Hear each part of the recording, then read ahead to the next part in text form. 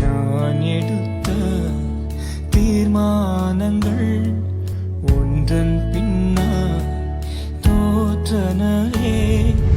சோராமல் எனக்காக உழைப்பவரே, தோற்காமல் துணை நின்று காப்பவரே, எல்லா புகழும் எல்லா கனமும் என்னில் அசாத்தியம் செய்பவர்க்கே.